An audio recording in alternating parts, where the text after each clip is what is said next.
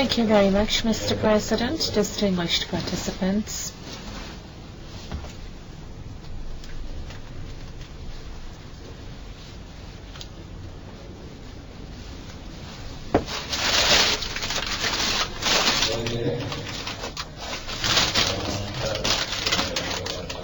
I will talk about dementia with Alzheimer leading the way, and I will talk about behavioral and psychological symptoms, the effect of second-generation antipsychotics, but I will also be talking about first-generation antipsychotics. These behavioral and psychiatric symptoms, especially, this is a burden on those who take care of the patient.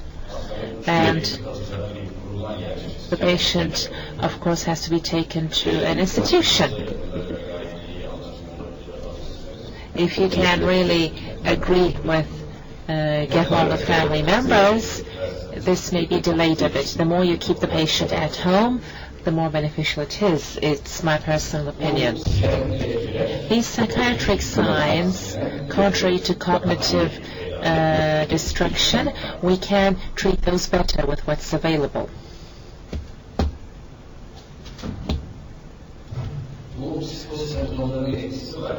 Of course, these psychotic symptoms have an effect on the patients, and the patients are really disturbed by those symptoms. A clue, for instance, an early period visual hallucinations in a dementia patient, then cognitive destruction may be very fast. And these psychosis symptoms, as you can imagine, they increase aggression and agitation, and family members and the patient really complain and suffer.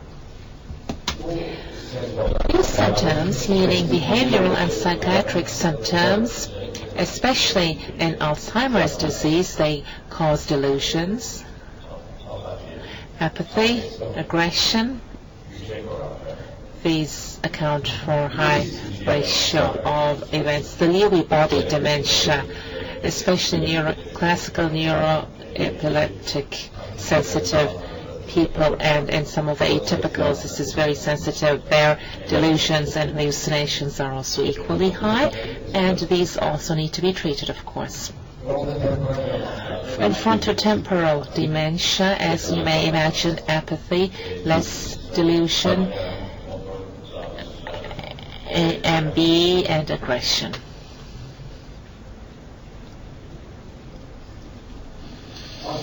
Antipsychotic indications in those behavioral and psychotic symptoms.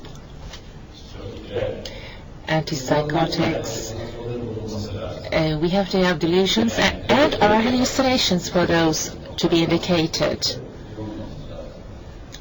Irritability, emotional distress, excessive motor activity, and of course this motor activity, of course, has an impact on the patient and family members and caretakers. Aggression, behaviors that may be dangerous for the patient and or family members. There are behavioral methods, not just antipsychotic treatment, of course.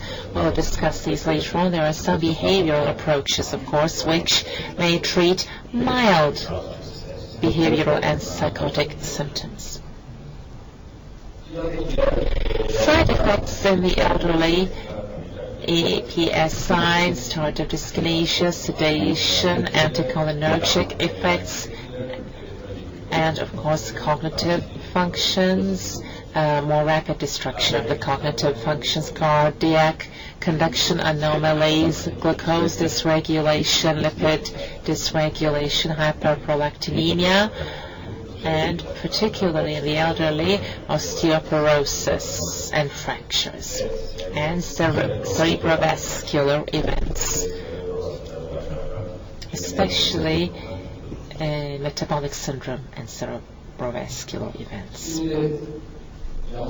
Now, in dementia, behavioral and psychotic symptoms, medical, neurological, functional, and psychiatric state of the patient should be assessed in fine detail, and this assessment, of course, requires special knowledge and skills. The underlying medical problems of behavioral problems, especially urinary infections or pneumonia, particularly for medications for different systems. On the average, elderly people consume 7 to 8 separate medications a day.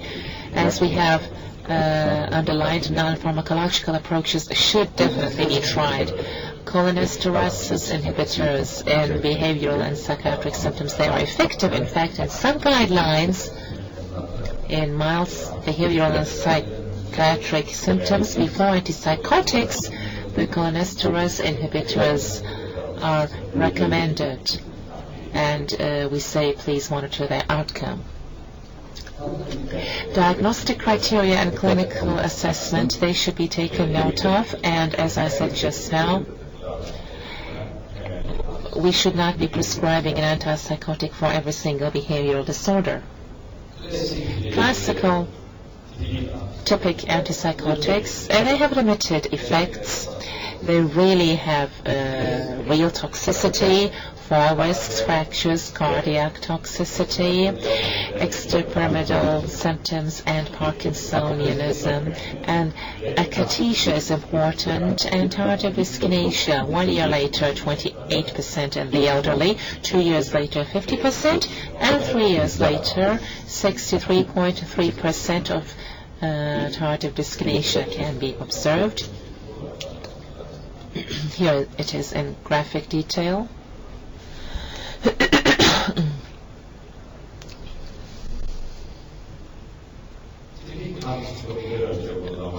I would like to underline, before the typical antipsychotics, there are different outcomes on behavioral and psychiatric symptoms, but the figures are close, 18% to 26% more effective on placebo. But efficacy rates are similar to side effect rates, so we have to be careful in prescribing those medications.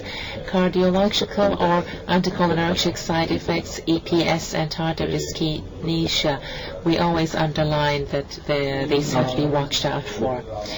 This is a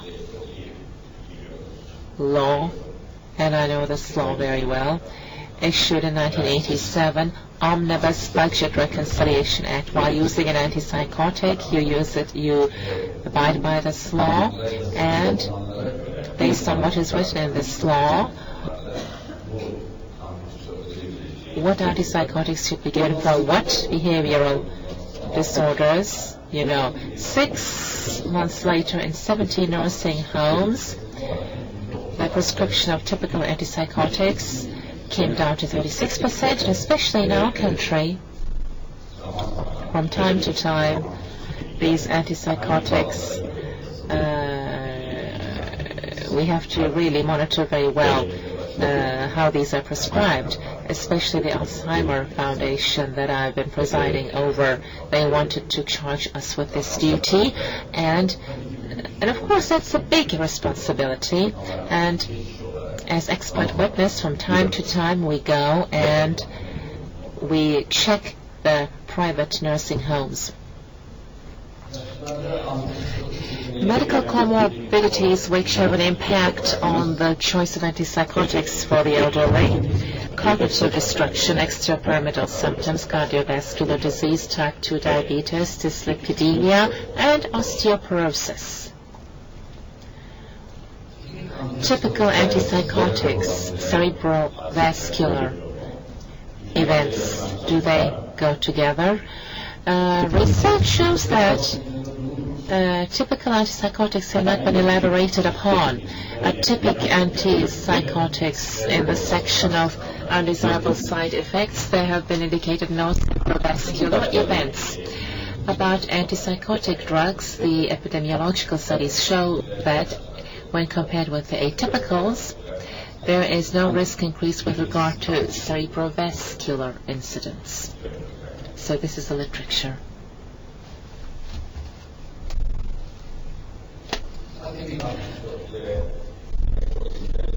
Risperidone and risperidone-related trials account for most of atypical antipsychotic trials. This is by Katz et al.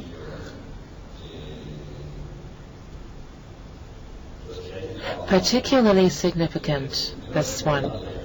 These are nursing home studies, especially this atypical is significant, especially on behavioral and psychiatric symptoms. In one, it's significant for agitation. Multicentral double-blind studies, particularly related to risperidone, 1 milligram and 2 milligram between those two, but our recommendation is 0.25, 0.5, then 1 milligram. Of course, there'll be more with 2 milligrams loss, but the side effects that will come with the 2 milligram should be taken into consideration. Undesirable side events, particularly with haloperidol, 0.5 milligram, 1 milligram, 2 milligram. By increasing its dosage, as I said, by the time you go up to 2 milligrams, there's pronounced increase in side effects. Risperidone versus haloperidol, undesirable events in dementia. Risperidone, 1.1 milligram, haloperidol, again 1.2 milligrams. Again, nursing home population trial, 12-week trial, at the end of which particularly haloperidol has been shown to be a bit more risky, like wounds, fall, sedation, EPS signs. So haloperidol is higher with regard to those, as we can imagine. This is from Australia. A randomized placebo-controlled trial with risperidone. Very elderly population. There are even those 100 years old. Flexible dose, but average 0.95 milligrams per day, 0.5 to 2 milligrams, 12 weeks, but it's a very advanced stage of the disease, 5-6 points. That's a heavy dementia picture, of course. Serious cerebrovascular events have been observed in 6 cases. This is what we call apoplexia, like a stroke cerebrovascular events, and I'll be mentioning those. Some cases are even lost. Other cerebrovascular events, mild 9. In placebo, as you can see, severe cerebrovascular events are 0, as other cerebrovascular events, that is mild, it's 3, 1.8%. 6 severe cerebrovascular events when reviewed, 5 of them apoplexia, 2 deceased, and careful about this 5 vascular dementia. It's mostly vascular dementia or mixed dementia. Alzheimer plus vascular events go together here in these cases. There's 1 Alzheimer case, and in all of them there were cerebrovascular risk factors. And what's the outcome? If you're going to be prescribing these medications to these patients, these risk factors should be determined beforehand. If there's hypertension, 5 out of 6, atrial fibrillation in 4 of them, and diabetes mellitus in 1 of them. And researchers have thought that the medication has no relationship with cerebrovascular events. If we eliminate those risk factors, they say, these cerebrovascular events may not have taken place at all had we known about them earlier, they say. Again, in risperidone, very, very detailed studies, but in 1,009 cases, 3.3, the rate is 3.3% cerebrovascular events. In the placebo, 1.1%. Again, a difference, but this difference is minor. However, statistically, it's a significant difference. And again, as I said right now, hypertension, atrial fibrillation, previous history of cerebral ischemia and amnesia. These were existing, present in those cases. If we go to olanzapine trials, this especially Street et al. It's a classical study now because the method is very good. 5 milligram highest response, 10 milligram lower response, and very interestingly, 15 milligram no response. And it is right that 15 milligrams of cerebrovascular events and other side effects are more. Therefore, I will summarize just now. Olanzapine between 2.5 and 5 milligrams. That's the best dosage interval. Because sometimes I see 10 milligram, 15 milligram, 20 milligram is prescribed for dementia with Alzheimer's leading the way. And undesirable side effects that appear with olanzapine in dementia, particularly placebo olanzapine and 5 milligram, 10 milligram, and 15 milligram. When we compare that, these stimulants, especially olanzapine 15 milligram and 10 milligram high somnolence, and abnormal stance and gait, posture and gait. Again, cerebrovascular events with olanzapine. When you review all trials, olanzapine with olanzapine is 1.3, but placebo 4 in 1,000, as is the case with Serotonin and olanzapine as well. We may observe cerebrovascular events, even if not too frequently. Increased cerebrovascular events, the mechanisms and mortality risks. Mechanisms, are they similar or not? This is not clear. This mortality risk and cerebrovascular event risk, we don't know if they are similar, or orthostatic hypotension may cause excessive sedation, may cause acceleration, as cerebrovascular risk is high in vascular dementia patient. Demetia is higher in this population, as you can guess. Cerebrovascular accidents and mortality risk is high. So slightly for the elderly, these atypicals, we have to consider the age as well. A desirable events with ketamine, especially as you will imagine when compared with haloperidol, somnolence is high, particularly, and we all know this in our practice. They need forms orthostatic hypotension, especially if the patient rises immediately. They have to sit down slowly and they have to get up slowly, as you know. Two cerebrovascular events in ketamine, two pooled ketamine trials of ketamine, 0.3 with placebo, 0.9 haloperidol, 0.2. Advantages of ketamine: negligible EPS, minimal, not too innocent, but minimal anticholinergic effects, very low metabolic side effects, moderate effect on behavioral and psychiatric symptoms. Advantages are sedation, orthostatic hypotension, cerebrovascular accidents, and mortality risk. It's in the blood box, of course.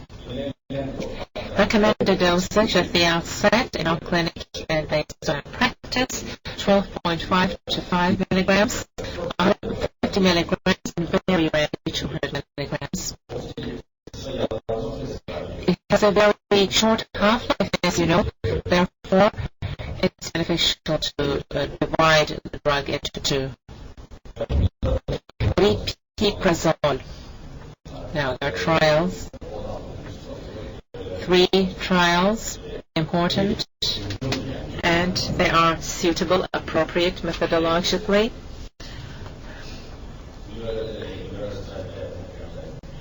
Neuropsychiatric inventory, psychosis subscale, delusions and hallucinations in the past 6 months with this scale, dosage 8.5 to 10 milligrams. We keep it lower with prazole for behavioral symptoms when prescribing for dementia. We start at 5 milligrams and go up to 10 maybe.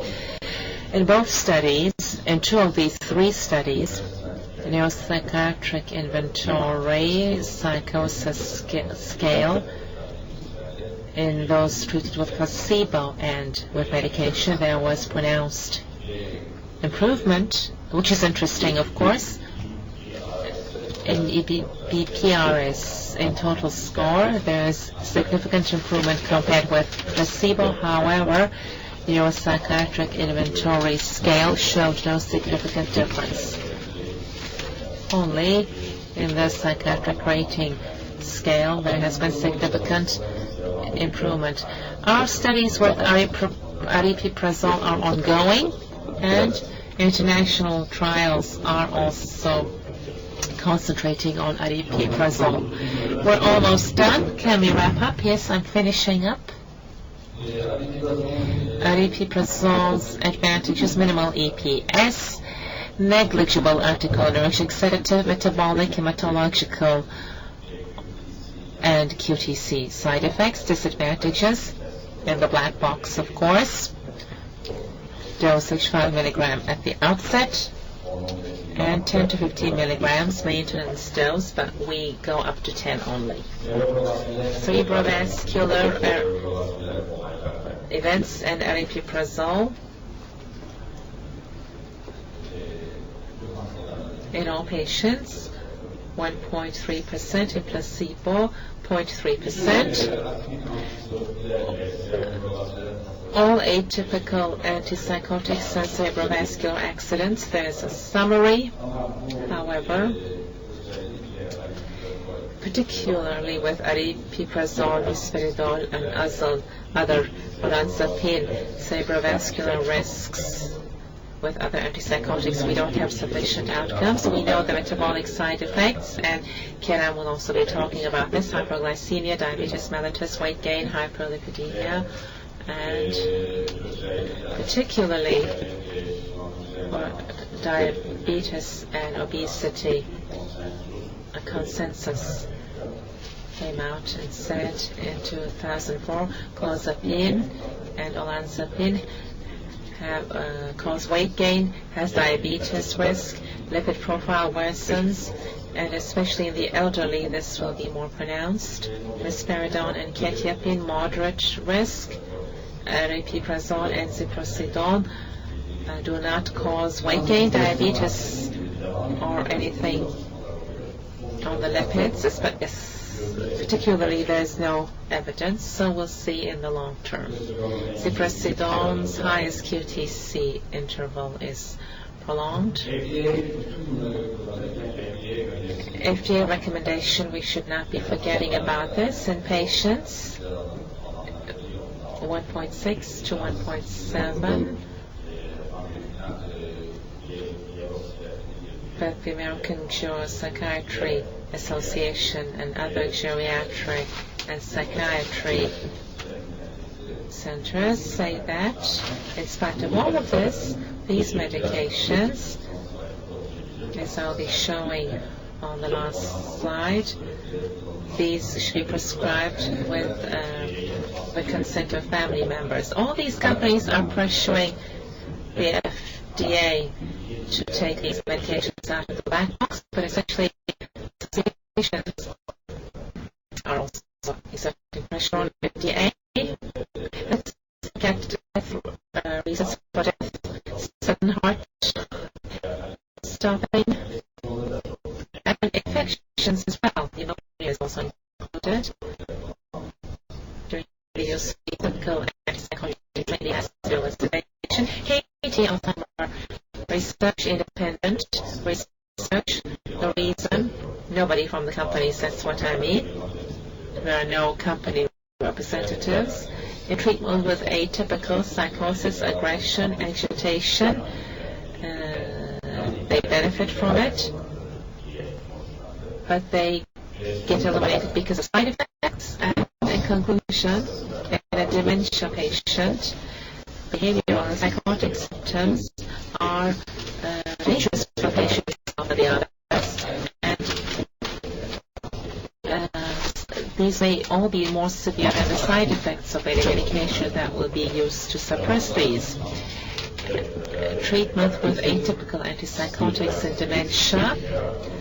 We have to train the patient and the family members about the risk and the benefit. I always obtain consent whenever I want to prescribe this medication. I obtain written consent because in our country as well, in recent years, such events will increase, especially in intellectual and well-educated circles. They read the prospectus and they come to you. Clinical gains and effective benefits, cerebrovascular accidents, if they are more beneficial than the risk. And of course, the physician has to keep on educating about the risks and benefits of the medication. And please assess your prescribed medications on a quarterly basis. At least call family members, email them, ask about the patient's condition. Hypertension, excessive sedation, metabolic syndrome, and gait disturbances. Patients should be closely monitored with regard to these, and they should also, before prescribing those medications, you should carefully examine all cerebrovascular